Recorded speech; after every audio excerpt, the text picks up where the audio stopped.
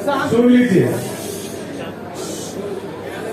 1991 में भंते सुरेश देसाई ने आंदोलन शुरू किया था। 25 साल की गैप थी। हम लोग सोच रहे थे इतना बड़ा इशू कोई उठा क्यों नहीं रहा है, इतने बड़े बड़े संगठन है क्यों नहीं उठा रहे, तो बर्निंग इशू है। हम जाते थे बोध गया आग तथा बुद्ध के सामने शिवलिंग देखते थे। अभी 3 साल पहले गणेश का मूर्ति भी रख दिया गया है, लेकिन कोई कुछ आवाज नहीं उठा रही है। हमारे जो बीटीएमसी में जो 4 मेंबर है, 4 मेंबर भी आवाज नहीं उठा रही है। 10-10 भिक्षु है रेसिडेंशियल मॉन्क, आवाज नहीं उठा रही है, आज भी नहीं उठा रही है।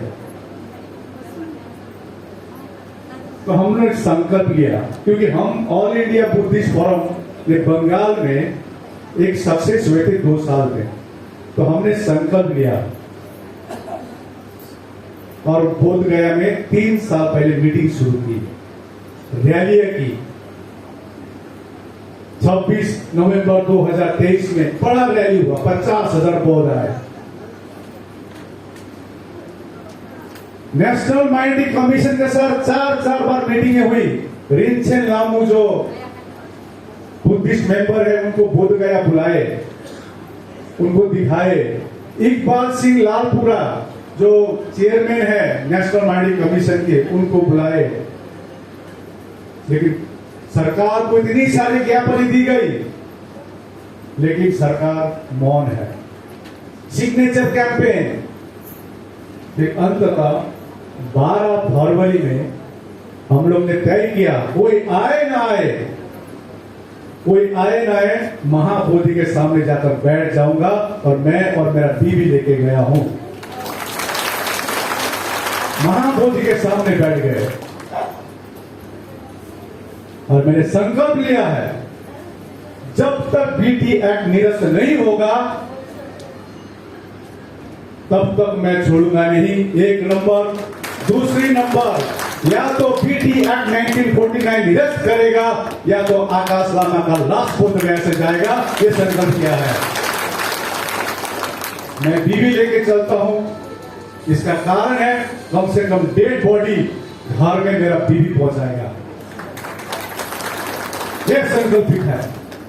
और हम लोग हिमालयन बुद्धिस्ट आते हैं, क्योंकि पहले जो भंते सुरेश देसाई के आंदोलन में हम लोग ने अध्ययन किया, ये आंदोलन क्यों फेल हुआ। एक तो कई पुराने भंते बोलते थे भंते सुरेश देसाई ने नेशनल माइंडिंग कमीशन का मेंबरशिप ले लिया, इसलिए आंदोलन दब गई। हमारे साथ में अभी देखिए बोध गया में 204 दिन, आज 204 दिन धरने में बैठे हुए प्रज्ञा सिंह महादेव, वो फर्स्ट सेकेंड में रहे थे। लेकिन जो भी बोले, उस आंदोलन का सक्सेस ये है, कम से कम बुद्धिस्ट सेक्रेटरी बनाया गया। हमको सक्सेस देखना होगा, फेलियर नहीं देखना है। आज मैं क्यों आया हूं और 31 तारीख क्यों आया था, क्योंकि हम जानते, हमने आंदोलन शुरू किया, बोध गया में शुरू किया। मैं आया एक मैसेज देने के लिए, मेरे पास कोई ईगो नहीं है। इसी प्रकार से विभिन्न संगठनों का ईगो न रखे। मैं अनुरोध करता हूं, बुद्धिस्ट सोसाइटी ऑफ इंडिया, समता सैनिक एक साथ आए, ये मैसेज देने आया हूं मैं।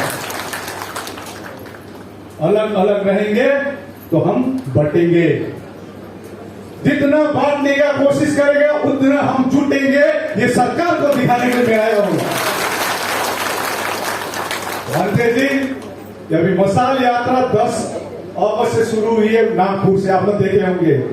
अभी मध्य प्रदेश, छत्तीसगढ़, बिहार में, अभी बोध गया में 30 तारीख को इतनी बड़ी रैली मसाल यात्रा चली बोध गया में, वहां पर हलचल हो गई है। मैं बताऊंगा क्या हुआ है। बिहार में चल रही है, झारखंड में चल रही है, साउथ इंडिया में चल रही है, उत्तर प्रदेश, सभी राज्यों में चल रही है अभी मसाल यात्रा।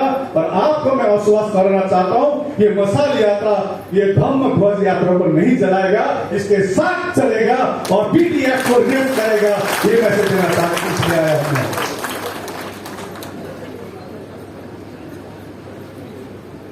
बोल गए हमने बिहार में विशेष करके हमने संकल्प लिया था। महाराष्ट्र में क्या है, लोग जागृत है। धन्यवाद देना होगा बोधिसत्व भीमराव अंबेडकर को, उन्होंने ये धम्म दिया और महाराष्ट्र के लोग समझे, लेकिन बिहार के लोग नहीं समझे। समझिए, मैं उस दिन बिहारी भाई से बोल रहा था बोधगया में, दो प्रदेश, दो राज्य बहुत गरीब राज्य माना जाता है। बताइए कौन कौन राज्य है? और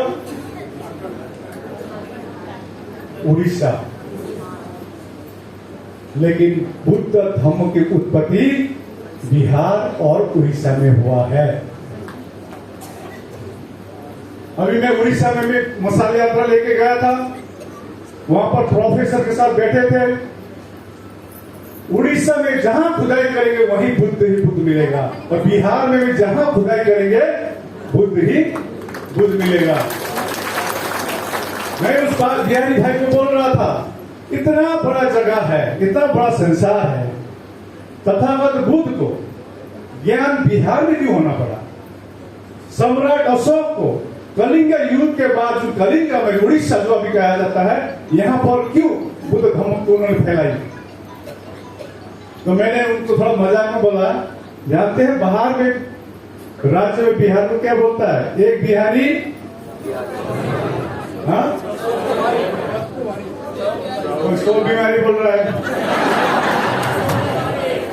वो बिहारी भाई बोल रहा था 100 पे भारी। हमारा 100 पे भारी नहीं भाई, बाहर में तो सब 100 बीमारी होता है। तो क्यों क्या मालूम है? क्योंकि बुद्ध धर्म की उत्पत्ति यहाँ हुई है, उड़ीसा में हुई है, ये समझिए। तो हमने लक्ष्य बनाया था बिहार में धम्म यात्रा निकाली, ये अनशन से पहले 1 महीने तुम्हें। अभी मैं आपको बता रहा हूं, अभी औरंगाबाद से बिहार की मशाल यात्रा शुरू हुई है। मशाल यात्रा में बिहार के लोग भागीदारी ले रहे हैं। 29 तारीख को बोध गया, महाबोधि के सामने चले गए। इतना हलचल हो गया है कि वहां पर एक व्यक्ति है जो पूरा संचालन चलाता है, वो डॉक्टर अरविंद सिंह, जो हिंदू के पक्ष से है, और जो श्वेता महाराज की जो सेक्रेटरी है। हलचल हो गया और एक भांते को बुलाया आगरा से, समझ गए कौन भांते? आगरा से बोल रहा हूं मैं, बोध गया में है, और कह रहा कि 5 बुद्धिस्ट रखेगा। खबर आ रही है हमको। कितना?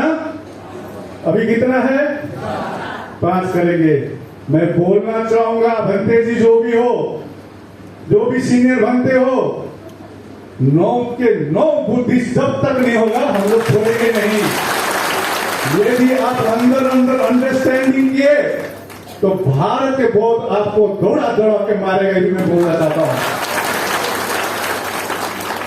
हम नहीं मानेंगे। हमको पूरी कमेटी में कौन चाहिए?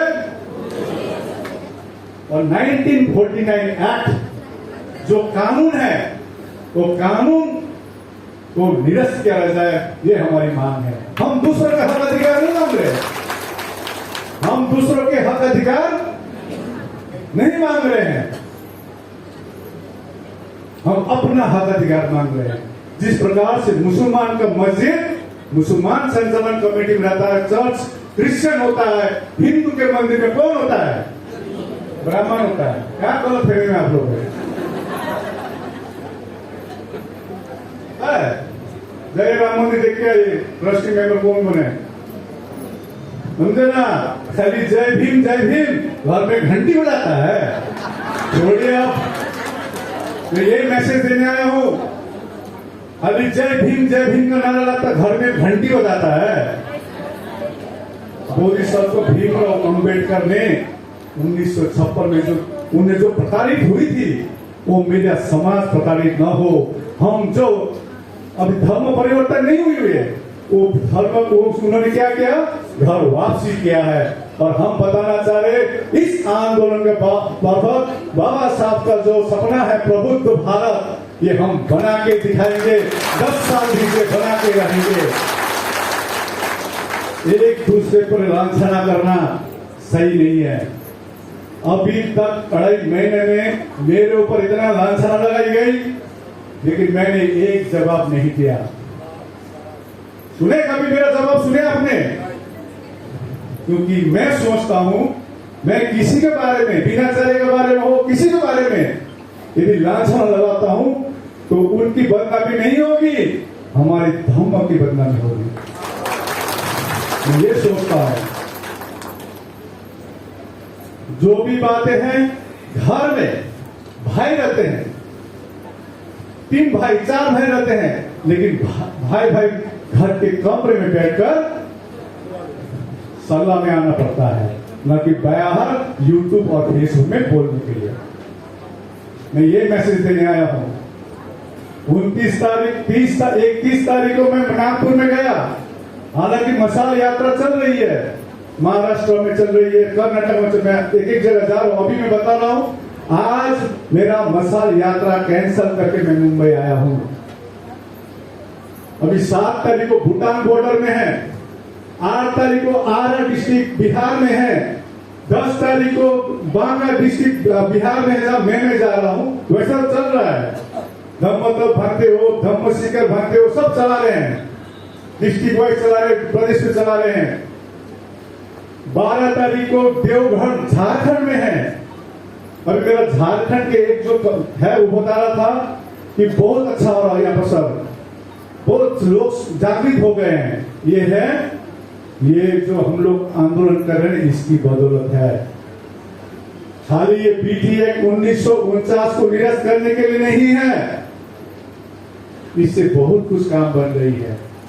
अभी हमारे लोगों को हिंदू के नाम पर, कभी सनातन के नाम पर सोच इधर ले जा रहा था, लेकिन देखिए जब से आंदोलन 12 फरवरी से चरम आंदोलन शुरू हुए, इनका सनातन धर्म चुप हो गया है।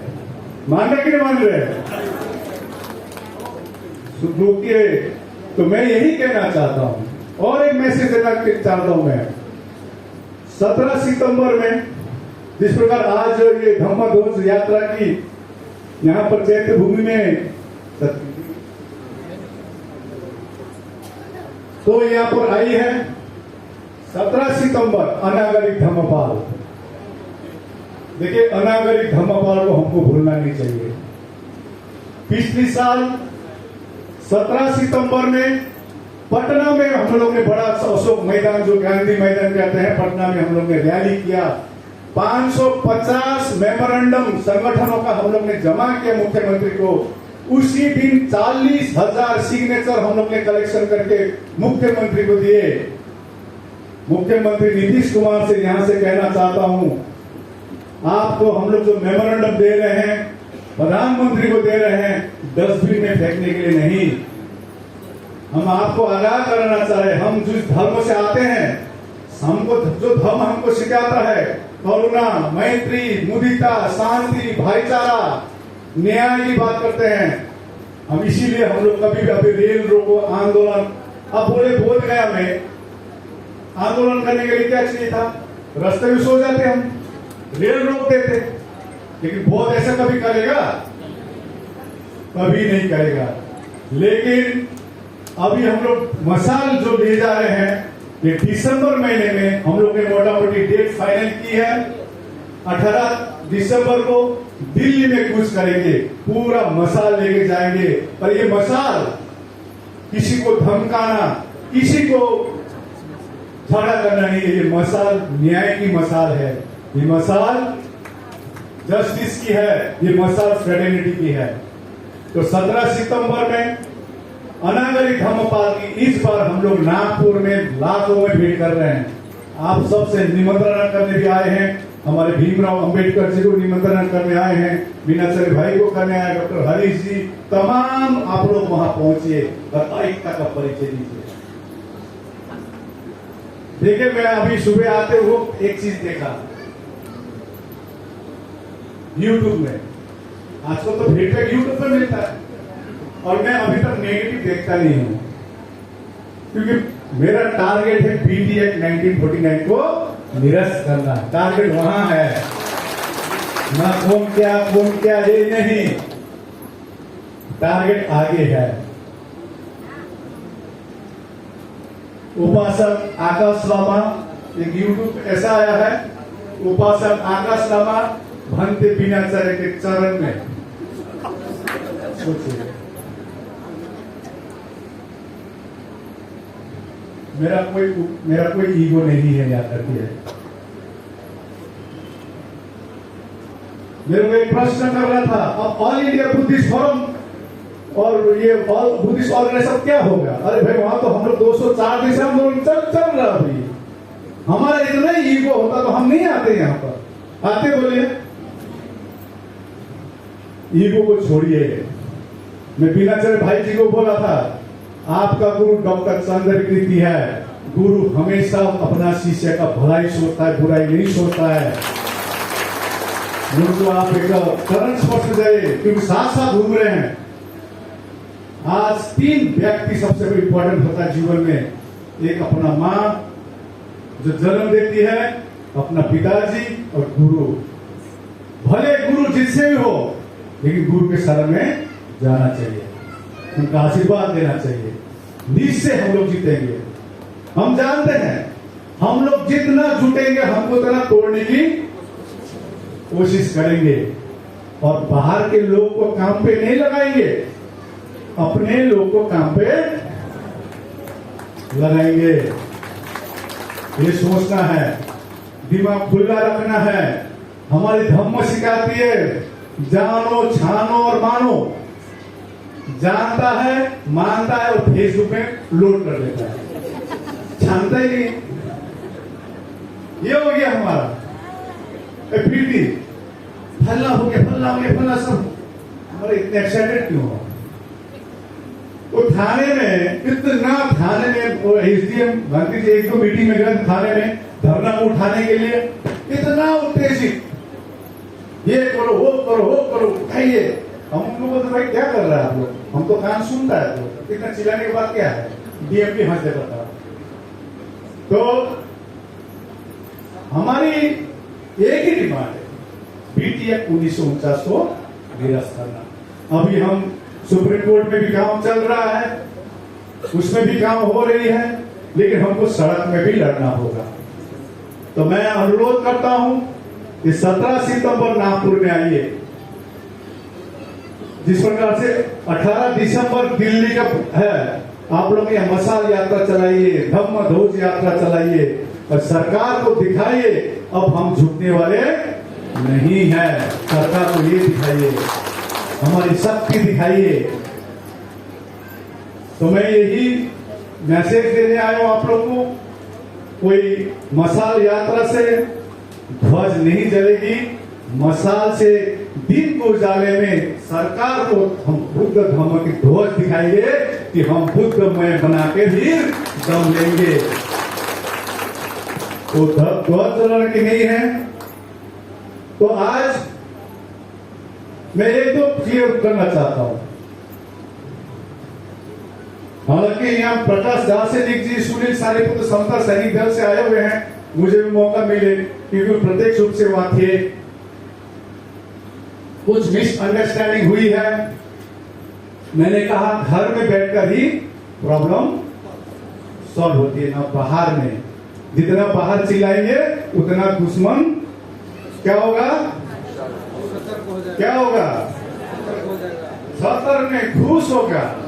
तो हिंदी का डायलॉग है ना, मुकम्बो वो करेगा।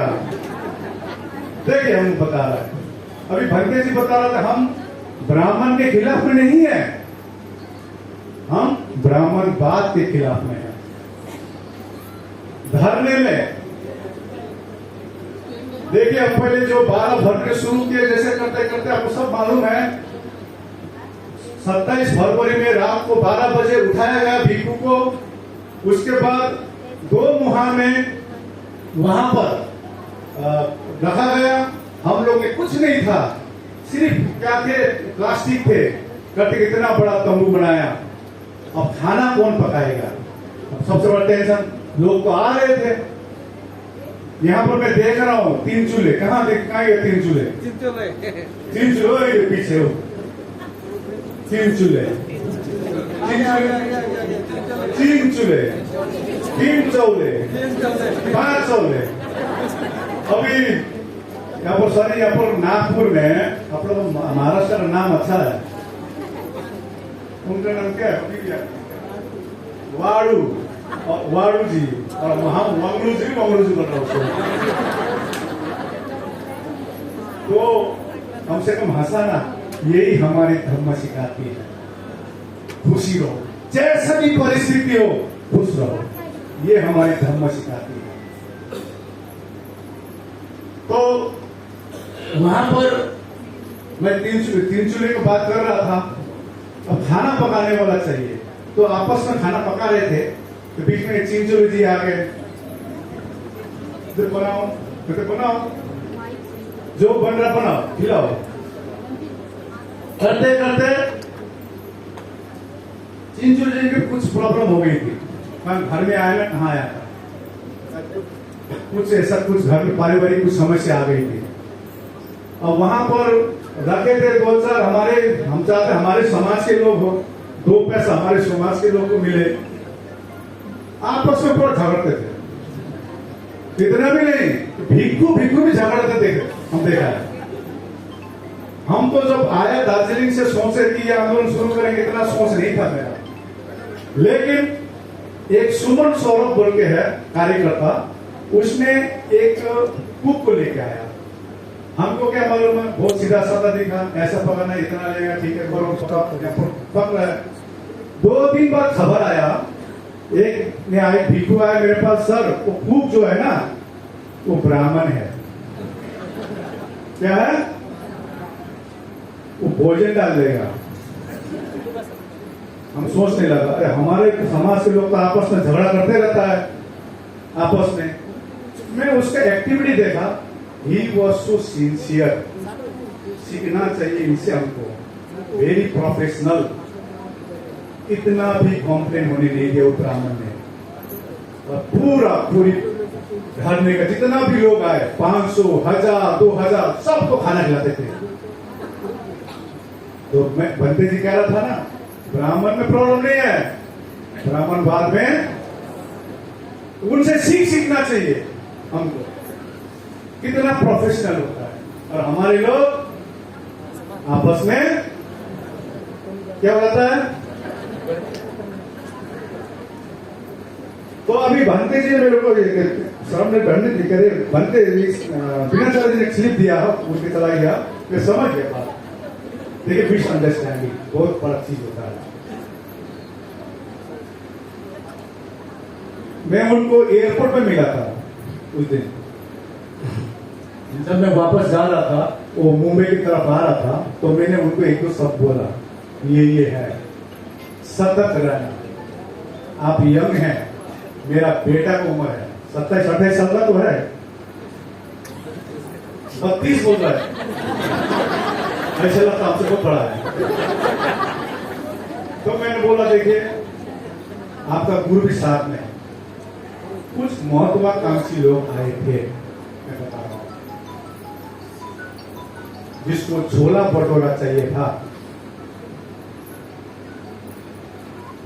आप बोले धरने में सूखा रोटी हो चलेगा ना? हमारा टारगेट क्या है? बीटीआई 1949 को निरस्त करना। तो वहां कुछ मिसअंडरस्टैंडिंग हो गए थे।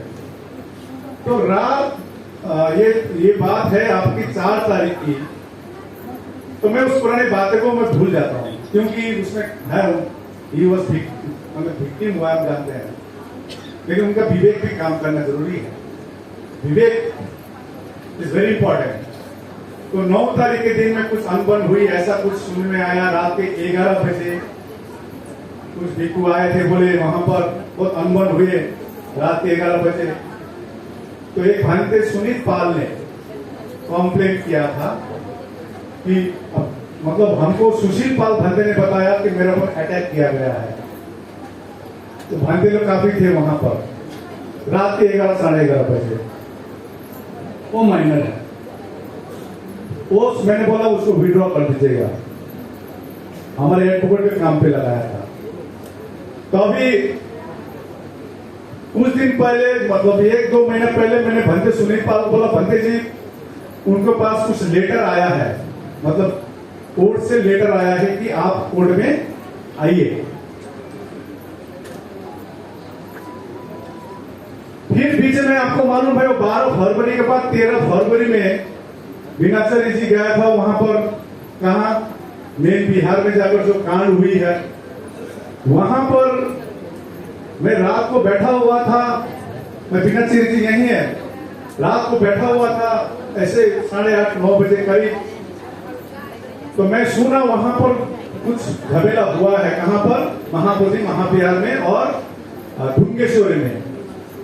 वहां लोकल टीम है, लोकल टीम बनाया है बुद्धगया में। उनको बोला गया था आप लोग जाइए, जाके देखिए किसकी गलती है। गलती तो देखना पड़ेगा ना, गलती हमारी तरफ से भी हो सकती है। हम आई एम ऑलवेज राइट तो नहीं हो सकता है, लेकिन यदि हमारी गलती नहीं है तो हम लोग कुछ करेंगे। तो ये बोला गया था कमेटी को, उस लोकल कमेटी को। तो अंतिम में क्या हुआ, हम बैठे हुए थे तो पुलिस आया।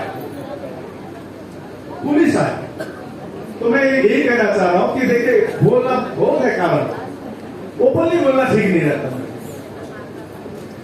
तो जो भी है, अभी जो पुराने बातें छोड़ के, अच्छा वो भंते सुनील पाल का जो लिस्ट में आया था, मैंने उनको बोला था कि जो कोर्ट का कागज आया है आप देख लीजिए और एडवोकेट से बात कर लीजिए। एडवोकेट से अशोक वर्धन एडवोकेट बात किया था, उन्होंने कहा कोर्ट में मत जाइए, कोर्ट केस ऐसे डिसमिस हो जाएगा, बोला गया था। और अभी जो उन पर अनुज कुमार गुप्ता है, अब सोचिए ना, 13 तारीख को वो कांड, 13 तारीख को 13 शाम को अनुज कुमार गुप्ता ने कहा कि बीनाचार्य जी ने वो गले में ये लगाया, क्या नाम, गमछा लगाया। और एक क्वेश्चन वहां पर क्या है कि वो जो एफआईआर कॉपी हाथ से लिखा नहीं है, टाइप है। रात के 12 बजे का टाइपिंग दुकान खुलता है। तो ये निश्चित 14 तारीख को हुआ है। 13 तारीख सुबह मैंने अरुण गौतम को फोन किया।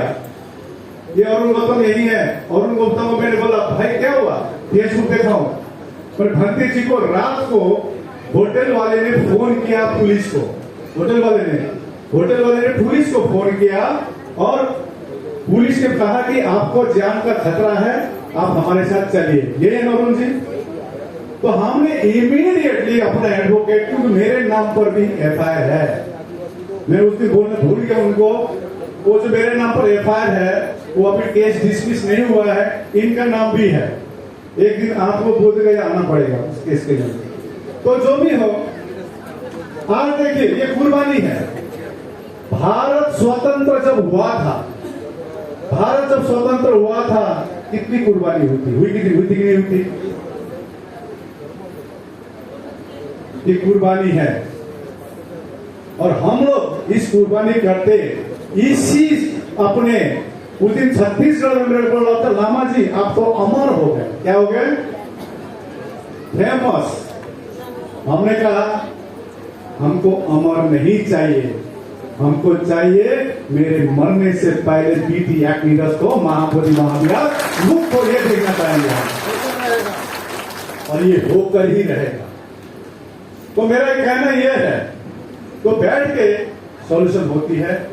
लेकिन ये जो फालतू का, अभी मेरे प्रकाश दास ने दिखा रहा था, उपासक आकाश लामा बीनाचार्य के चरण में, चरण तो क्या, फिर उस दिन सुनिए नागपुर में क्या हुआ घटना।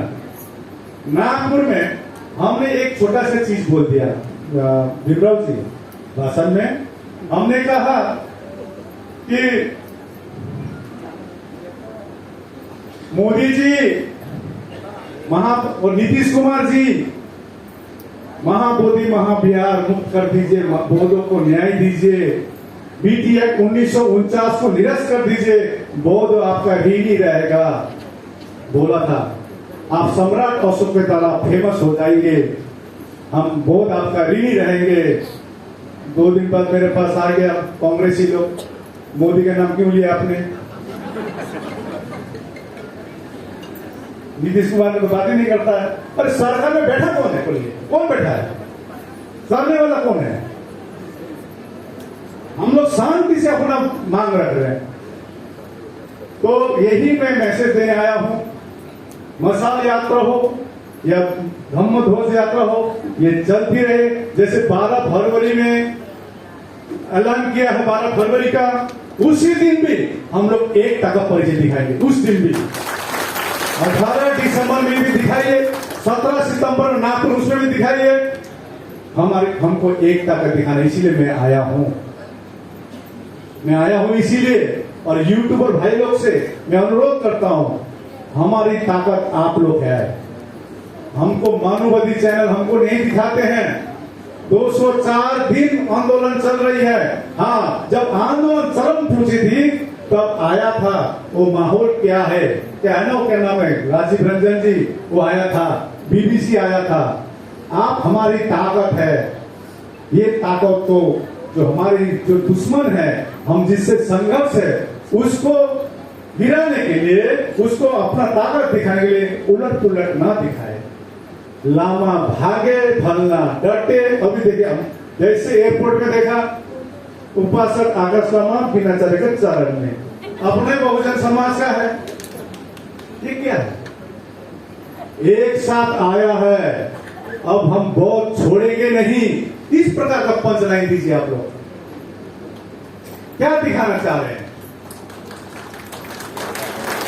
यहां पर किसी को वीरता, किसी को उच्चता दिखाना नहीं है। हम भी, मेरे पास ईगो होता तो मैं नहीं आता यहां पर, क्योंकि आंदोलन आकाश लामा ने शुरू किया है 25 साल बाद। किसी का हिम्मत नहीं था महाबोधि के सामने बैठने का, मैंने हिम्मत किया। मेरा बीवी लेके गया वहां पर। ईगो को अपने घर पर रखिए। और मैं यही भी अनुरोध करता हूं, हमारे समाज में जितने भी संस्था है, बुद्धिस्ट सोसाइटी ऑफ इंडिया, समता सैनिक दल, राष्ट्रीय बौद्ध महासभा, एक हो जाइए, एक हो जाइए। किसका मैसेज देने में आया हूं? और हमारी सबसे बड़ा जो समाज को प्रेरणा देती है वो है भिक्षु संघ। ईगो को हटाइए, भिक्षु संघ ईगो हटाइए। मैं 3 बार बोल रहा हूं, भिक्षु संघ ईगो हटाइए। इस सामने वीराचार्य है, इसके पीछे मैं क्यों लगूंगा? ये आकाश लामा उपासक है, उसका पीछे क्यों लगूंगा? मैं आह्वान करना चाहता हूं, बड़े बड़े हमारे महाथेरों को सामने आइए, सामने आइए, सामने आइए। बौद्ध आपका राह देख रहा है। महाबोधि महाविहार मुक्त करने के लिए सामने आइए। जिंदगी एक बार मिलता है, जिंदगी एक बार मिलता है। कम से कम मरने से पहले महाबोधि महाविहार मुक्त हो, इसके लिए आप सामने आइए। मैं भिक्षु संघ को कहना चाहता हूँ, अपना लामा रिपोर्ट से सबको कहना चाहता हूँ, क्या बाध्यता है, क्या बाध्यता है। तो मैं यही एकता का परिचय देने यहाँ आया हूँ और सभी से एकता में बंधी रहे। मेरा छोटा संस्था, बड़ा संस्था, मेरा ये वो ना बोले। और महाबोधि महाविहार को मुक्त करने के लिए देखिए और बीटी एक्ट 1949 को निरस्त करना देखिए। बहुत सौमंगलम। धन्यवाद। सब सुख रहे, मैं यही कामना करना चाहता हूँ। धन्यवाद।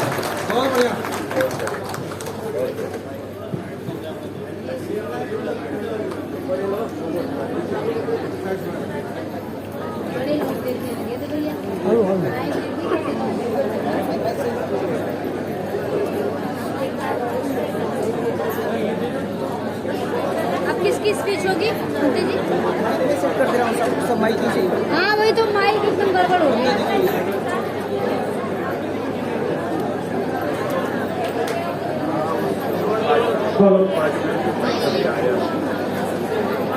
आदरणीय पूज्य भदंत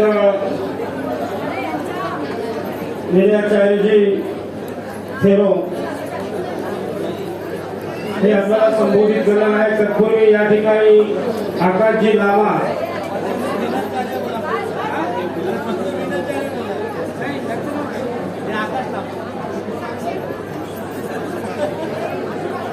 आकाश लामाजी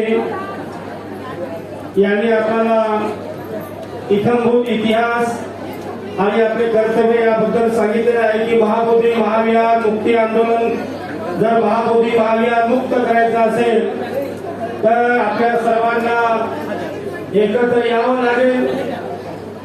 महाबोधी महाविहार मुक्त होण्यासाठी असा कोणताच बाबासाहेबांचा अनुयायी नसेल की तो इथे येणार नाही. आणि म्हणून महाराष्ट्राच्या वतीने मी त्यांना